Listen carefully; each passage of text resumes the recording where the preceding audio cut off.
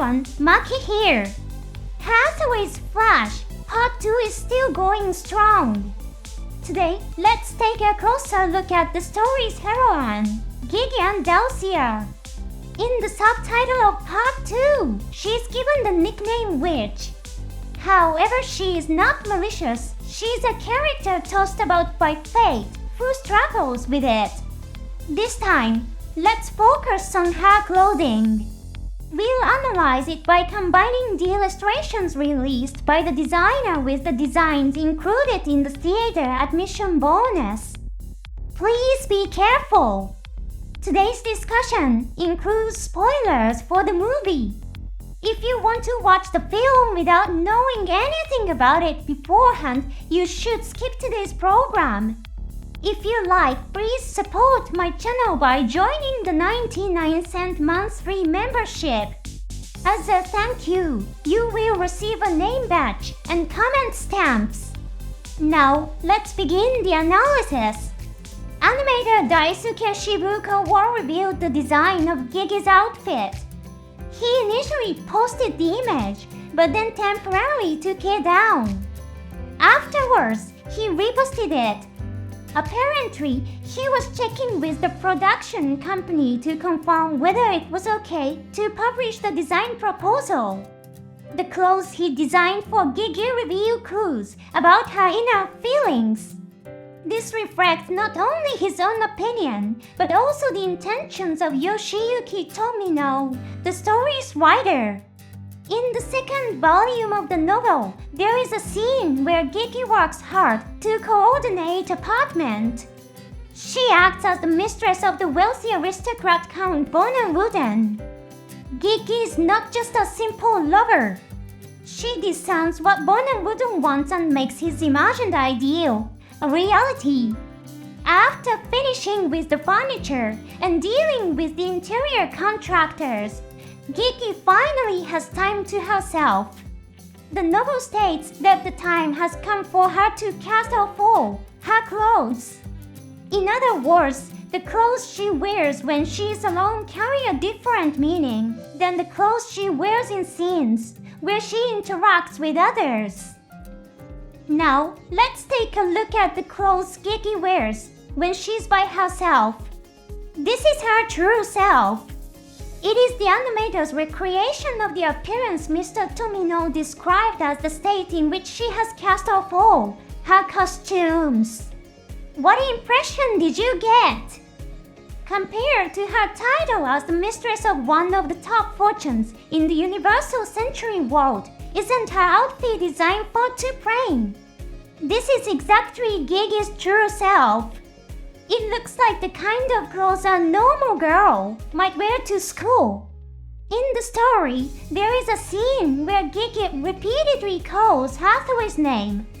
In this scene, she spends time naked in the bathroom. If she was simply calling Hathaway's name, it wouldn't be strange for her to do so while sitting on the sofa. However, she throws off all her clothes and repeatedly calls Hathaway's name. This scene is also important for understanding Gigi's feelings. Now let's take a look at her other outfits. These are the outfits she wears in scenes where she negotiates with furniture dealers and interior contractors. Mr. Tomino described this as the state in which she wears her costume. What impression did you get from these outfits? I felt an air of refinement and nobility from them. It feels like the outfits carry the status of being the mistress of great fortune. In the story, there is also a scene in which Gigi talks with Kenneth about status. They speak about something without physical form that humans ultimately desire. Her clothes give the impression of expressing both a business-like atmosphere and an intellectual presence. Now, let's take a look at the outfit she wears for running. It is light and easy to move in yet still gives off a refined impression. She doesn't run like a professional athlete would. Therefore, it would not be strange if she went running in the clothes she wears when she's alone. However, she chooses to wear a running outfit when she goes out. Why is that? Gigi lives in a city formed by members of the privileged class. In other words, she chooses her outfits assuming that people are observing her as the mistress of great fortune. Next, let's take a look at the outfit she wears when she visits Kenneth.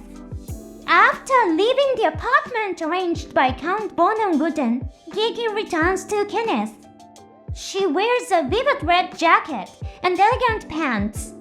Her green belt, shoes, and bag make her look even more intellectual and active. The words I used, such as refined and intellectual, are simply my personal impressions. In other words, they are just my personal impressions. Even if you felt differently, that impression is also valuable. However, did you notice something in these outfits that is different from personal impressions? The amount of exposed skin. Compare the outfit Gigi wears when she's alone with the outfits she wears when playing the role of a wealthy woman or a military officer's mistress. When Gigi performs the roles expected of her by others, she shows very little skin. Do you remember when I mentioned the scene where she repeatedly calls Hathaway's name? At that time, she is naked in the bathroom. In the scene where she is thinking about the two men Hathaway and Kenneth, she is wearing a swimsuit. I would argue that this scene also carries some kind of meaning. If she were only thinking, she wouldn't need to be wearing a swimsuit. When Gigi acts according to her heart, the element of exposing her skin appears. Keeping this in mind, let's look at one more outfit. This is the scene in which she visits Kenneth's room at night. Kenneth has prepared a luxurious room for her and set out a simple yet beautiful meal. This is a scene where we can see how he feels as he tries to build a deep relationship with her. In this scene, however, Gigi wears an outfit like this. The clothing covers every part of her body except her face and hands. In this scene, Gigi talks with Kenneth about wanting to go to Ayers Rock. Hathaway is at Ayers Rock. Gigi has already made up her mind to leave Kenneth and go to Hathaway. It's just my personal impression, but when Kenneth saw Gigi's outfit, he seemed slightly disappointed. As you watch the movie, pay attention to his expression. It's somewhat comical how Kenneth, an excellent commander who makes calm and rational decisions, is swayed by the clothes of a young girl. How would you interpret this? Finally, here is Gigi's outfit from the scene where she reunites with Hathaway. She's wearing a bright yellow one-piece dress.